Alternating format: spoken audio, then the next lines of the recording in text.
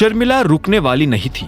ऐसे में हरदेव बीच में आया और बोला, बस ठीक है शर्मिला, हम लोग खा रहे हैं और खाते वक्त हमें इस तरह की बातें नहीं करनी चाहिए। उसकी बात सुनते ही सब लोग चुप हो गए थे। अभिनव जल्दी से अपना नाश्ता खत्म करके बाहर निकल आया था। वो शर्मिला को अपनी टांग खींचने का और मौका नहीं देना चाहता था। उसका मन तो कर रहा था कि अभी के अभी शर्मिला के घर जैसे 100 घर खरीदे और शर्मिला जैसे लोगों को उनकी औकात दिखा दे, लेकिन वो ऐसा नहीं कर सकता था। उसके पास शांति रखने के अलावा और कोई चारा नहीं था।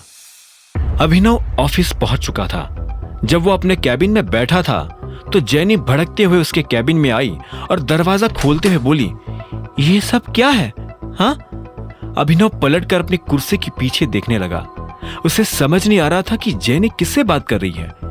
ये देख जेनी का दिमाग और गर्म हो गया और वो चीखते हुए बोली, मैं तुमसे बात कर रही हूं। हाँ तो इतना चिल्ला क्यों रही हो? आराम से भी बोल सकती हो। हम ऑफिस में हैं, प्लीज शो सम मैनर्स। ओहो हो, देखो जरा कौन मैनर्स की बात कर रहा है? तुम जिसने ये सब किया है। ये देखो, इस कस्टमर ने हमें सिर्फ 2 स्टार्स दिए हैं। तुम ही इससे डील कर रहे थे ना, तो तुमने इससे ऐसा क्या कहा जो इसने सिर्फ 2 स्टार दिए हैं? जेनी ने अभिनव की टेबल पर एक फाइल पटकते हुए पूछा। अभिनव ने फाइल उठाकर उसे 1 सेकंड के लिए देखा और फिर बोला, तुम मेरे मजे ले रही हो? तुम्हें पता नहीं कि कल मैंने किसी भी लड़की का फोन अटेंड नहीं किया था। मेरे पास सिर्फ 4 कॉल्स आए थे और वो चारों लड़कों के थे जिनसे मैंने बहुत मैनर्स के साथ बात की थी।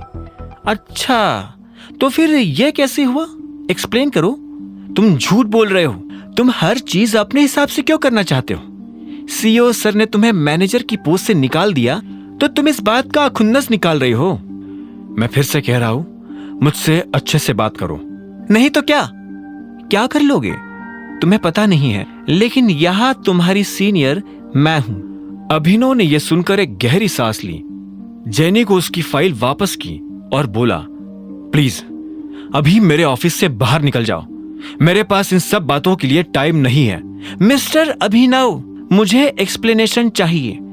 अगर तुमने मुझे नहीं बताया कि यह सब कैसे हुआ तो मैं तुम्हें अभी के अभी अकरम सर के पास लेकर जाऊंगी और वो तुम्हें एक झटके में नौकरी से निकाल देंगी। जेनी ने अभिनव को धमकी देते हुए कहा। यह सुनते ही अभिनव के चेहरे पर मुस्कान आ गई और उसने कहा, अच्छा तो ठीक है, करके देखते हैं। क्या करके देखते हैं? यही जो तुमने कहा। जाओ, अकरम सर को जाकर बोलो कि मैं एक्सप्लेनेशन नहीं दे रहा हूं, फिर देखते हैं कि किसकी नौकरी जाती है। यह सुनते ही जेनी को गुस्सा आ गया। उसने ठंडी आंखों से अभिनव को देखा और उसके कैबिन से बाहर निकल गई। Thank you. इधर अभिनव ने भी कुछ देर के बाद एक फोन काट दिया था। उसे दिन भर फोन आते रहते थे। हर कोई उसे अपनी अपनी प्रॉब्लम्स बताता था और वो उन्हें सॉल्व करता था। अभिनव को इस काम में जरा भी मजा नहीं आ रहा था। उसका लंच टाइम हो गया था पर अभी तक उसका फोन बजे जा रहा था।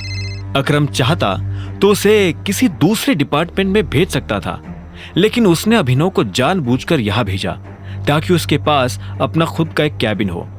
अभिनव अपने कैबिन से बाहर निकला और कैंटीन में कुछ खाने चला गया। वो खाने तो बैठ गया था, लेकिन उसे याद आया कि जल्दबाजी में वो अपना फोन अपने कैबिन में ही भूल आया था। जेनी के जाने के बाद उसने जेनी को नहीं देखा था, लेकिन वो जानता था कि अकरम उससे निपट लेगा। खाना खाने के बाद जब वो अपने कैबिन की तरफ ही जा रहा था कि अचानक उसे कामिनी नजर आई। वो मैनेजर के कैबिन से बाहर आ रही थी। जब उसने अभिनव को देखा तो वो हैरान हो गई और उसे इग्नोर करने लगी। उसने अपने चेहरे के दाईं तरफ सारे बाल गिरा लिए ताकि उसे अभिनव को ना देखना पड़े। अभिनव ने भी उसे नहीं देखने का नाटक किया और सीधा अपने कैबिन में चला गया। जैसे ही वो अपने कैबिन में घुसा तो देखा कि अकरम और जेनी उसके कैबिन में बैठे हुए थे। अभिनव उन दोनों को वहां देखकर हैरान हो गया। आगे की कहानी जानने के लिए देखें अगला एपिसोड सिर्फ पॉकेट एफएम के यूट्यूब चैनल पर और द रिटर्न ऑफ टाइगर के सारे एपिसोड्स को सुनने के लिए डिस्क्रिप्शन में दी लिंक से डाउनलोड करें पॉकेट एफएम ऐप।